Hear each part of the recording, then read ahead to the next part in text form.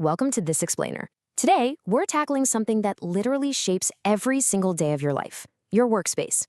Whether you commute to a massive high-rise, hit up a local co-working space, or just log in right from your living room, the environment around you is constantly pulling the strings on your productivity, your health, and your mental well-being.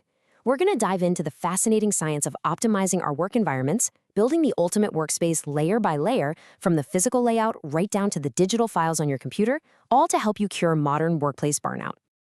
Think about your current setup for a second. Have you ever wondered why some workspaces completely drain your energy while others make you feel like you can just conquer the world?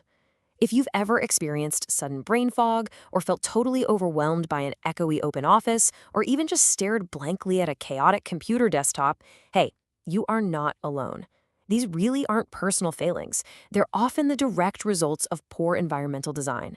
And today, we're going to fix that.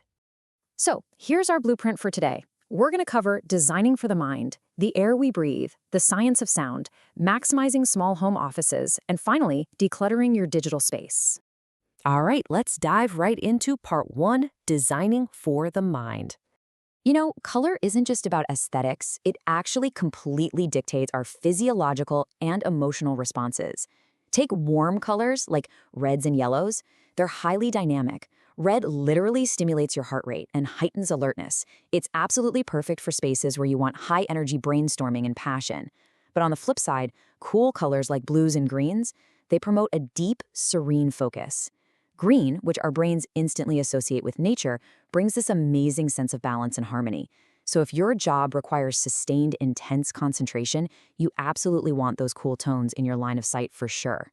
Beyond color, the actual layout plays a massive role. We all know open office layouts are fantastic for spontaneous communication, right? But they also introduce massive noise distractions and a severe lack of privacy. Private, close layouts, on the other hand, offer incredible uninterrupted space, but they can isolate teams and hinder rapid-fire collaboration. So what's the solution? Well, the scientific sweet spot is something called activity-based working. It's this flexible setup where you literally choose the specific environment that fits your current task, all supported by ergonomic furniture that keeps your physical body pain-free and properly aligned. Moving on to part 2, the air we breathe. Let's shift gears to an invisible but absolutely vital part of your environment. Get this. Most Americans spend up to 90% of their time indoors. 90%? Let that sink in. And according to the EPA, the indoor environments where we spend our working hours can actually have pollutant levels significantly higher than outside. Wild, right? This is your indoor air quality, or IAQ. It's the constantly changing interaction between pollutant sources, your building's HVAC system, and moisture levels. Poor IAQ doesn't just make a room feel stuffy.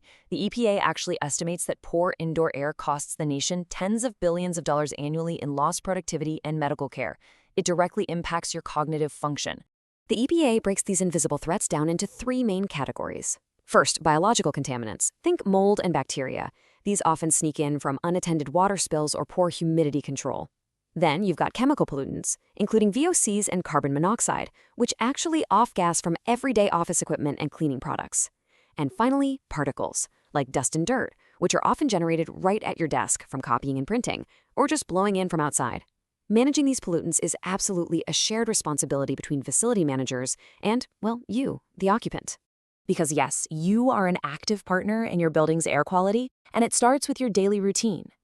In your physical space, make sure you never block your supply vents or return air grills with boxes or furniture, because that throws the whole HVAC system completely out of balance. Throughout the day, wipe up water spills instantly to prevent biological growth, and keep those office plants properly watered. Just make sure you aren't letting the water stagnate. Then, at the end of the day, empty your garbage and make sure to store any perishable food in the fridge rather than, leaving it in your desk drawer. All right, on to part 3, the science of sound.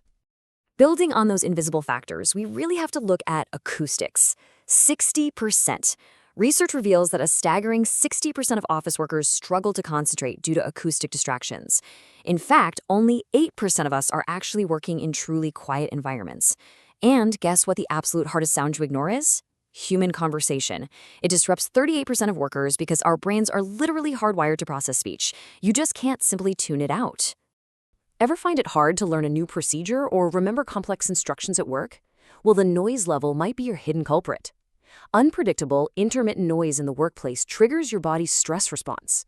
It essentially forces your brain to work overtime just to maintain concentration, which heavily increases your cognitive load. Chronic noise exposure actually elevates cortisol, that's your primary stress hormone, raises your blood pressure, and severely compromises your working memory and learning. Now, acoustic design relies on two main strategies working together to fix this. First, sound absorption. This traps sound waves using soft materials like specialized ceiling tiles, wall-mounted acoustic panels, and carpets to stop echoes, which is especially important in open areas and meeting rooms. Conversely, there's sound reflection. This uses strategic hard surfaces to bounce a speaker's voice evenly across a presentation or training room, making sure everyone can hear clearly without straining. To make a workspace truly functional, experts design specific acoustic zones. For focus work, you want an ideal decibel level of 35 to 45. Think library quiet. This is where you utilize sound masking systems, which actively introduce ambient white noise into the environment to cover up distant conversations and ensure speech privacy. Collaboration zones step up a bit to 45 to 55 decibels, where the goal is clear speech transmission. And social spaces? They can handle 55 to 65 decibels, creating a really energizing, vibrant atmosphere. Okay, part 4, maximizing small home offices. But what if you don't have a giant corporate office to redesign? When space is tight, intentionality is absolutely everything. Let's build your space from the ground up. Start by placing a slim, wall-mounted or ladder desk near a window to capture that mood-boosting natural light. Visually carve out this specific workspace from your living room using a distinct rug or maybe a bookshelf. Keep the actual desk clear by moving storage up to vertical floating shelves. Layer your lighting by combining ambient room light with a focused desk lamp, and bring in a low-maintenance snake plant or pothos to ground the space. Finally, clip away those chaotic tech cords. Trust me on that one. And this right here might be the single most important tactic for remote workers. You must create a physical workday is over routine.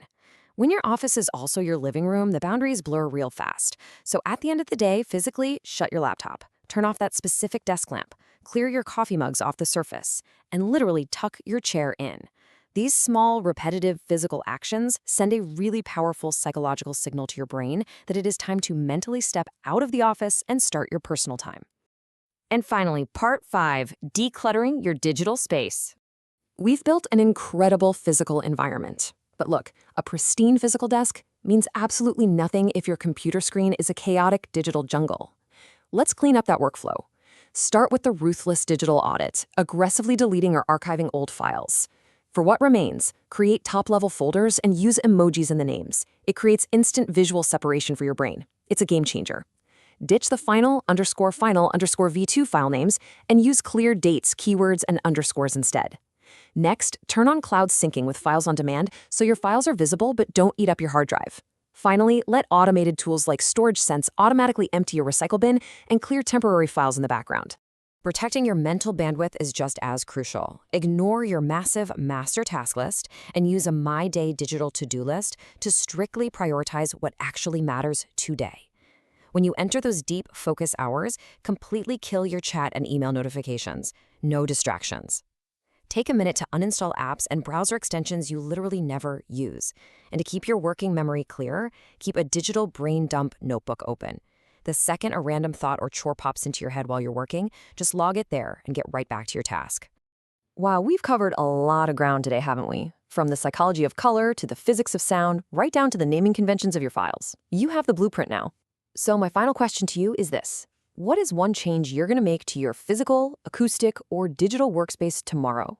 Don't try to do it all at once. Just pick one thing. Maybe buying a snake plant, turning on a white noise app, or creating a physical workdays over routine. Take agency over your environment and watch how it transforms your productivity. Thank you so much for joining me on this explainer, and I will catch you next time.